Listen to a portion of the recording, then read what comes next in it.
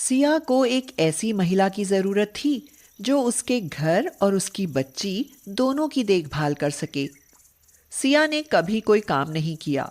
उसके मायके में भी नौकर काम करते थे। ससुराल में घर का काम देखकर तो उसे चक्कर आने लगे और मुश्किल तो तब हो गई जब वह एक बेटी की मां बनी। मैं कुछ नहीं जानती राकेश। मुझे एक काम वाली चाहिए बस। मैं नहीं संभाल सकती आपका घर और ये आपकी बच्ची। और टिमटिम की सुसु पोटी साफ करने में तो मुझे उल्टी आने लगती है। अरे, कैसी माँ हो यार तुम। भला अपने बच्चे की सूसू पोटी से भी किसी माँ को उल्टी आती है क्या?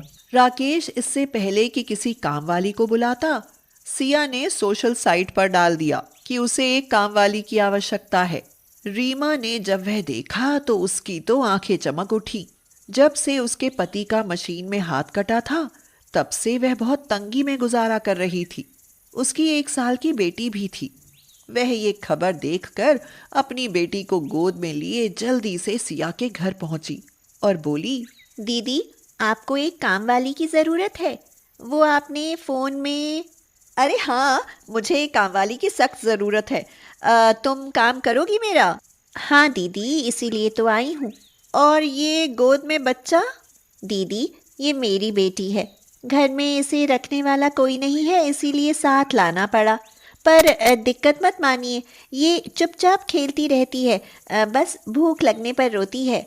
अच्छा चलो ठीक है, इसे वहाँ लिटा दो और काम शुरू कर दो।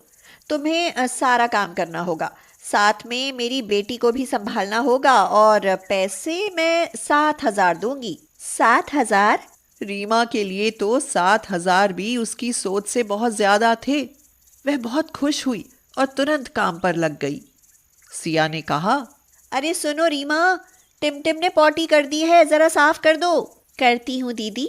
सुनो रीमा, अपनी बेटी गोद में से उतारने के बाद साबुन से हाथ धो लिया करो, कहीं मेरी बेटी को इन्फेक्शन ना हो जाए। लेकिन दीदी, मेरी बेटी से आपकी बेटी को क्यों इन्फेक्शन होगा? मेरी बेटी तो बिल्कुल स्वस्थ है। यही तो दिक्कत है तुम गरीब लोगों में। तुम्हारी लड़की ने देखो कितनी पुरानी और गंदी सी फ्रॉक पहनी हुई है। रीमा चुपचाप जाकर टिमटिम की पॉटी साफ करने चली गई। इसी तरह कुछ दिन गुजर गए। एक दिन उसने अपनी सहेली के साथ किटी पार्टी की योजना बनाई। उसकी सहेली दीपा के घर पार्टी रखी गई। सिया ने कहा, रीमा सुनो ज़रा, आज मैं किटी पार्टी में जा रही हूँ। मैंने टिमटिम को दूध पिला दिया है। 3-4 घंटे में आ जाऊंगी, इसका ख्याल रखना। सिया 3-4 घंटे के लिए कहकर गई थी, लेकिन उसे 5 घंटे हो गए। टिमटिम रोने लगी। रीमा ने बहुत कोशिश की मगर वह चुप ही नहीं हुई। उधर रीमा की बेटी खुशी भी रोने लगी। रीमा परेशान होते हुए बोली, हे भगवान, अब मैं दोनों को एक साथ कैसे संभालूं? ये तो दोनों एक साथ रोने लगी। खुशी मेरी बच्ची, तू ही चुप हो जा। टिमटिम भी बहुत रो रही है। अगर दीदी आ गई तो मुझे बहुत डांट पड़ेगी। दोनों को ही गोद में उठाकर देखती हूँ, क्या पता चुप हो जाए।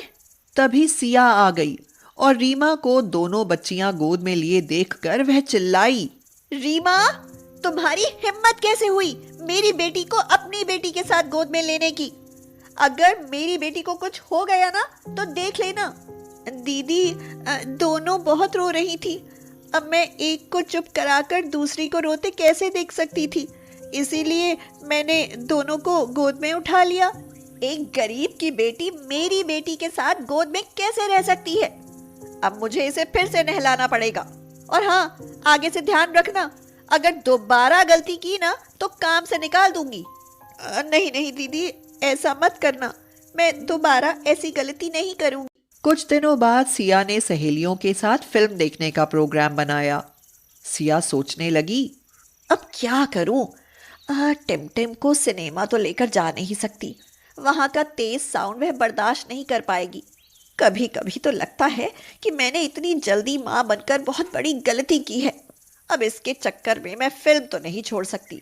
अरे हाँ, रीमा तो है ना। वैसे भी टिमटिम अब ज़्यादातर उसी के पास रहती है। मुझसे ज़्यादा वो खुश भी उसी से रहती है।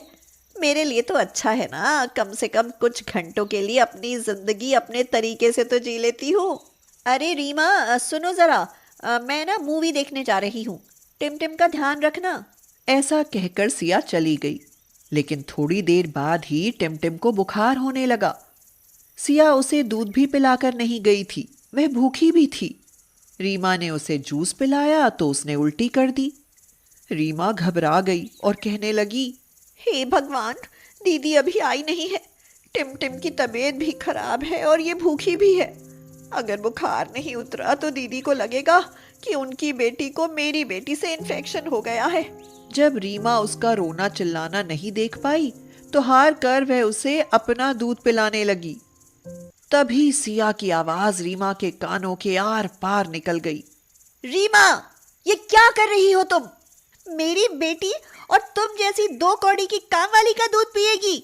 ये कहकर सिया ने रीमा के मुंह पर तमाचा मारा। दीदी, मैं माँ हूँ, बच्ची का दुख कैसे देखती?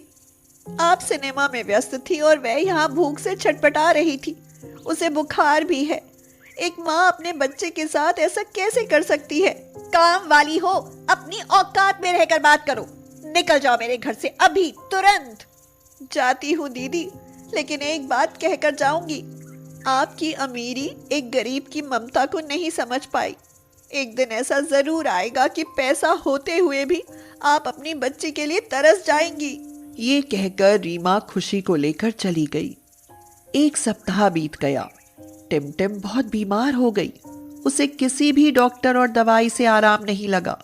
राकेश, हमारी टिमटिम ठीक तो हो जाएगी ना? सिया, तुमने एक गरीब माँ के दिल की बद्दुआ ली है। मुझे तो लगता है सब उसी के कारण हुआ है। सिया और राकेश टिमटिम को लेकर एक बहुत बड़े डॉक्टर के पास पहुंचे। सिया ने कहा, डॉक्टर, मेरी बेटी को बचा लीजिए। जितना पैसा चाहिए ले लीजिए, पर मेरी बेटी को बचा लीजिए। मुझसे अब इसकी ऐसी हालत देखी नहीं जाती। देखिए, आपकी बेटी को कोई भयंकर बीमारी नहीं है, पर जैसे किसी बच्चे का खिलौना छिन जाने पर वो बेचैन हो जाता है, इस बच्ची में सिर्फ वही बेचैनी है। जब तक वो बेचैनी ठीक नहीं होगी तब तक वो इसी कंडीशन में रहेगी। हो सकता है कि इसका रिजल्ट बहुत रिस्की हो। सिया सोचती रही कि ऐसा क्या हुआ है उसकी बेटी के साथ। तभी उसे ख्याल आया कि टिमटिम रीमा के साथ तो बहुत हंसती खेलती थी। वह जल्दी से रीमा के घर पहुंची। वहां उसके पति और उसके घर की हालत देखकर वह बहुत दुखी हुई। रीमा, टिमटिम की तबीयत बहुत खराब है। उसे तुम्हारी कमी महसूस हो रही है। मैं तुम्हारे हाथ जोड़ती हूँ, मेरे साथ घर चलो, वरना मेरी टिमटिम मर जाएगी। ये सुनते ही रीमा उसके घर की तरफ दौड़ी। वहां जाकर उसने टिमटिम को उठाकर अपने सीने से लगा लिया और बोली, मैं तुझे कुछ नहीं होने दूंगी टिमटिम। आंखें खोल बेटा, देख मैं आ गई। उसकी आवाज सुनकर टिमटिम ने आंखें खोली और मुस्कुराने लगी। 1-2 घंटे बाद ही उसकी हालत में सुधार होने लगा। रीमा, मुझे माफ कर दो। मुझसे बहुत बड़ी गलती हुई। मैं अमीरी के नशे में तुम्हारी भावनाओं को समझ नहीं पाई। दीदी, माँ तो माँ होती है। माँ अमीर या गरीब नहीं होती। माँ की ममता का कोई मोल नहीं होता। आपने अपनी बेटी का कभी ख्याल नहीं रखा। जानती हो, एक स्त्री जब तक माँ नहीं बनती तब तक पूर्ण नहीं होती। चलो, अब टिमटिम ठीक है, मैं चलती हूँ, इसका ख्याल रखना। नहीं रीमा, अब तुम कहीं नहीं जाओगी। तुमने मेरी आंखें खोल दी। आज से मैं भी खुशी को अपनी बेटी समझूंगी। तुम कल से उसे लेकर आ जाया करना। अब रीमा बहुत खुश थी। वह फिर से पहले की तरह अपने काम में लग गई। आशा के बड़े बेटे राहुल की शादी 3 साल पहले मीना से हो गई थी। आशा ने सोचा कि छोटे बेटे दीपक की भी शादी करके कर्तव्य मुक्त हो जाए।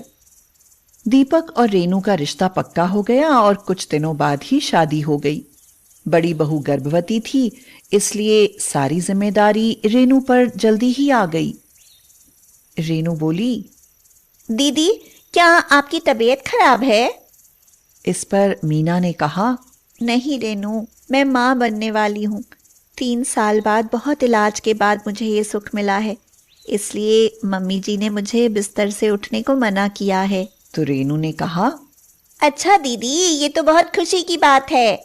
आशा बोली, देखो बेटी, अब तुम्हें मीना का ख्याल रखना है। ऐसी अवस्था में जब तुम उसका ख्याल रखोगी तो समय आने पर वह भी तुम्हारी देखभाल करेगी। समझ गई ना?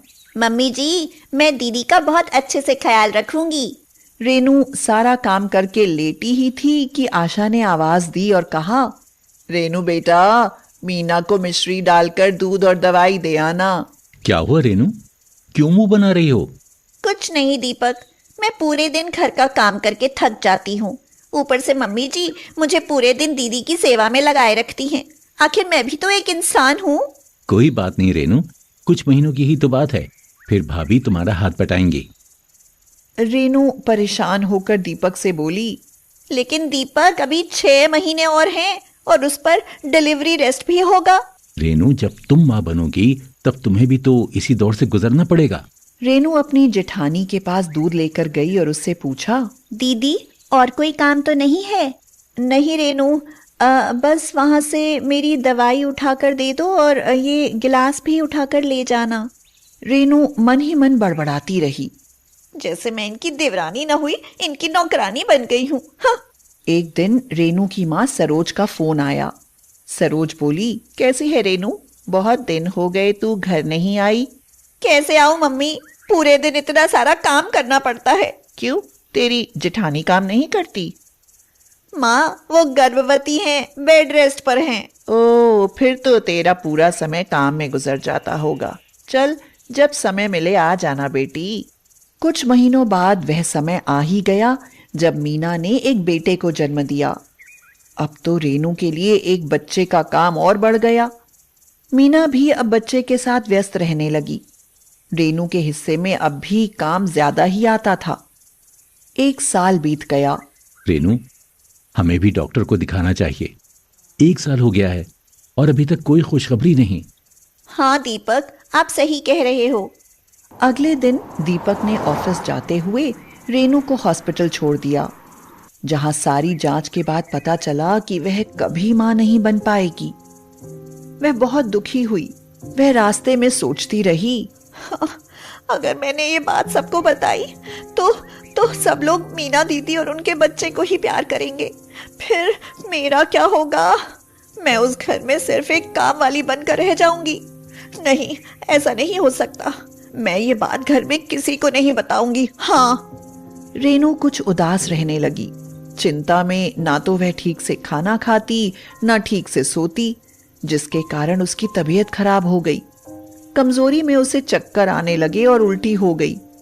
आशा बोली, रेनू, लगता है बहू कि तुम माँ बनने वाली हो। मीना ने कहा, रेनू, बधाई हो, ये तो बहुत खुशी की बात है। मेरे श्लोक को खेलने के लिए एक भाई या बहन मिल जाएगा। दीपक ने खुशी के मारे रेनू को गोद में उठा लिया। मैं बहुत खुश हूँ रेनू। अब रेनू कैसे बताए कि ऐसा कभी नहीं होगा, वह कभी माँ नहीं बन पाएगी। रेनू ने सोचा, नहीं, मैं किसी को भी सच्चाई नहीं बताऊंगी। मैंने किसी से नहीं कहा कि मैं माँ बनने वाली हूँ। अगर ये सब ऐसा सोचते हैं तो ऐसा ही ठीक है। मुझे भी कुछ महीने थोड़ा आराम मिल जाएगा। मैं भी तो देखूं कि मुझे भी सब लोग मीना दीदी की तरह ही प्यार करेंगे या नहीं। अगले दिन रेनू सुबह उठकर रसोई में चाय बनाने गई। मीना ने उसे रसोई में देखते ही कहा, रेनू, आज से तुम कोई काम नहीं करोगी। शुरू के दिन है ना, इनमें बहुत ध्यान रखना पड़ता है। जाओ, अपने कमरे में जाकर आराम करो। रेनू मन ही मन खुश होती हुई बोली, ठीक है दीदी, जाती हूँ। रेनू कमरे में चली गई। उसने देखा कि दीपक ने खुद ही बिस्तर उठाकर रख दिया है और अपने कपड़े खुद ही प्रेस करके वह ऑफिस के लिए तैयार भी हो गया। रेनू ने उससे कहा, अरे, आपने खुद ही सब कर लिया, मैं कर देती। अब अपने सारे काम खुद कर लूंगा मैं। तुम सिर्फ अपना और मेरे होने वाले बच्चे का ख्याल रखो।